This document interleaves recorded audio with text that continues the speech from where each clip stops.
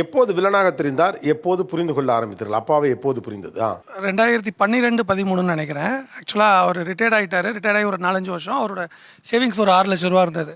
So நாங்கள் இருக்கிற வீட்டுக்கு அப்பா அம்மா ரொம்ப நாளாக நான் கூப்பிட்டுக்கிட்டே இருந்தேன். மாடியில் வீடு கட்ட போகிறேன்ப்பா, நீங்கள் வந்துருங்க அப்படின்னு சொல்லிட்டு நான் அவர் ஒரு 5 லட்ச ரூபா, 10 லட்ச ரூபா, 8 லட்ச ரூபா கிட்ட வச்சுருந்தாரு. நான் ஒரு 5 லட்ச ரூபா பணம் கேட்டேன்.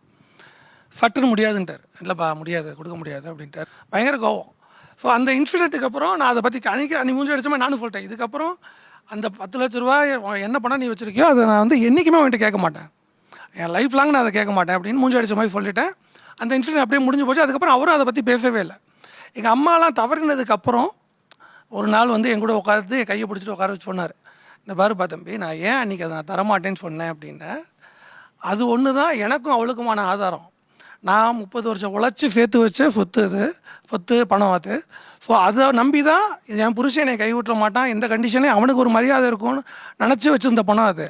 அதை வந்து நான் எப்படி என்னால் கொடுக்க முடியும்? அதனால தான் அங்கே எனக்கு பொண்டாட்டியா பிள்ளையான்னு பார்க்கும்போது எனக்கு பொண்டாட்டி தான். ஸோ அவளுக்கான நம்பிக்கை தான் அது. அந்த ஒரே காரணத்தினால தான் நான் கொடுக்க மாட்டேன்னு சொன்னேன். இன்றைக்கி அவள் இல்லை, நீ என்னை பார்த்து பேக்கிற நம்பிக்கை எனக்கு எப்பயுமே இருக்குது, என்ன வேணால் எடுத்துக்கோ நீ அப்படின்னாரு. நான் வேணா கூட என் பிள்ளைகள்கிட்ட நிற்கிறேன், என் பொண்டாட்டி வந்து நிற்க கூடாது. அதுதான் காதல். என் மனைவியை நான் கௌரவமாக தான் வச்சுருப்பேன் நான் இருக்கிற வரைக்கும். இதில் ஒரே ஒரு விஷயம் நான் கோட் பண்ண சார், அந்த காதல்னு சொன்னதுனால. எங்கள் அம்மாவும் அப்பாவும் காலையில் காஃபி குடிப்பாங்க. எங்கள் அம்மா காஃபி போட்டுட்டு வந்து உட்காருவாங்க. உட்காந்துட்டு ஒரு 45 நிமிஷம் மினிமம் சாலிடாக, இன்றைக்கி நான் என் ஒய்ஃப்ட்ட ஃபுல்லாக எப்போ பார்த்தாலும் நம்ம ஒரு 5 நிமிஷம் கூட ஸ்பெண்ட் பண்ணுறதில்ல, 45 நிமிஷம் அந்த காஃபியை உட்கார வச்சுட்டு சுகர் எடுத்துகிட்டு வருவார் இவர். உட்காந்து அது கலந்து அந்த ஒரு 2 காஃபி கப்பில் அவ்வளோ அந்யூன்யம் பரஸ்பரம் இருக்கும். உட்காந்து அந்த டே அன்றைக்கி டே ஃபுல்லாகவே பிளான் பண்ணி பேசுவாங்க. அப்படி என்ன சார் காதல் மனைவி மேலே என்ன தான் பேசுவீங்க?